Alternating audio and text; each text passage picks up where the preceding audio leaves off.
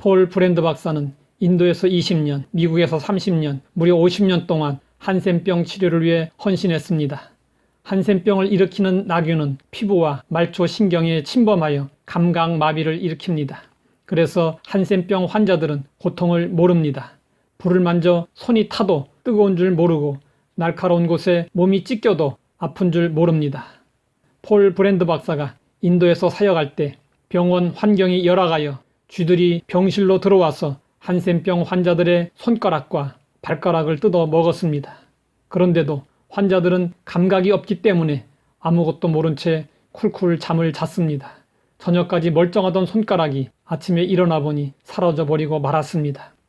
이런 장면을 본 폴 브랜드 박사는 말했습니다. 고통이 없는 것, 고통이 있는데도 못 느끼는 것이 지옥이구나. 한 번은 그가 출장차 미국을 떠나 영국에 도착했습니다. 영국의 여러 지방을 다니면서 업무를 본 뒤에 장시간 기차를 타고 런던에 도착했습니다. 그날 밤 호텔에서 옷을 갈아입고 양말 한 짝을 벗는데 발 뒤꿈치에 아무런 감각이 없었습니다. 자신도 한센병이 걸린 것이 아닌가 싶어 황급히 일어나서 날카로운 핀을 찾아 찔러 보았습니다. 아무런 감각이 없었습니다. 이제 나도 한센병 환자구나. 그날 밤 폴 브랜드 박사는 잠을 이루지 못했습니다. 아침에 다시 한번 더 발을 찔러 보았습니다. 그 순간 너무나 아파서 비명을 질렀습니다. 고통을 느끼게 되자 폴 브랜드 박사는 기뻐하며 고통을 느끼게 해주신 하나님께 감사했습니다. 그날 이후로 폴 브랜드 박사의 인생이 완전히 달라졌습니다. 그는 수술하다 손을 베어도 감사했고 넘어져도 감사했습니다. 발을 잘못 디뎌서 발목이 꺾여 견딜 수 없는 고통이 와도 감사했습니다. 그는 모든 고통에 감사하고 신경이 살아있음에 감사하며 평생을 살았습니다. 지금 내가 고통을 느끼고 있다는 것은 내가 살아있다는 증거입니다. 하나님은 우리 몸에 고통이라는 경보 체계를 붙여주셨습니다.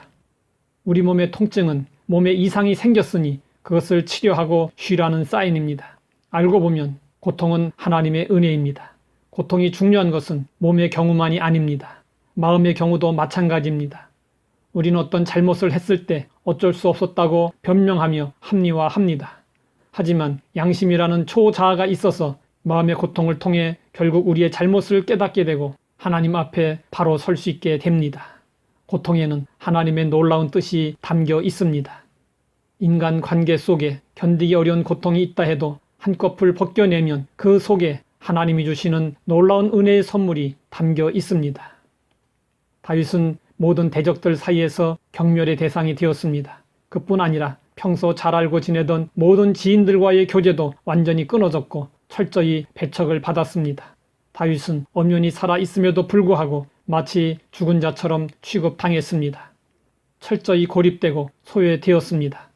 사람들에게서 어떤 도움과 위로도 받지 못했습니다. 이로 인해 다윗은 비명이 절로 나올 정도로 몸과 마음이 고통스러웠습니다. 이때 다윗은 하나님 앞으로 나아가 기도했습니다. 여호와여, 내가 고통 중에 있사오니 내게 은혜를 베푸소서. 다윗은 극심한 고통으로 인해 하나님의 깊고 넓은 은혜의 세계로 들어갈 수 있었습니다. 사랑하는 사람과 이별하게 되었을 때, 사람들에게 버림을 받았을 때, 가난으로 어려움을 겪을 때, 불치의 병에 걸렸을 때 우리는 하나님의 은혜 세계로 달려가야 합니다. 고통에는 하나님의 뜻이 있습니다.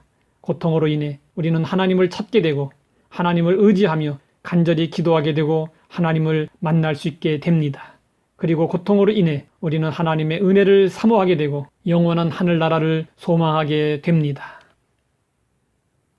하나님 아버지, 고통에도 하나님의 선하신 뜻이 있다는 것을 알게 되었으니 감사합니다. 고통을 통해 우리를 향하신 하나님의 뜻을 깨닫고 하나님 앞으로 나아가 기도함으로 더 큰 은혜를 체험할 수 있게 하옵소서. 예수님의 이름으로 기도드립니다.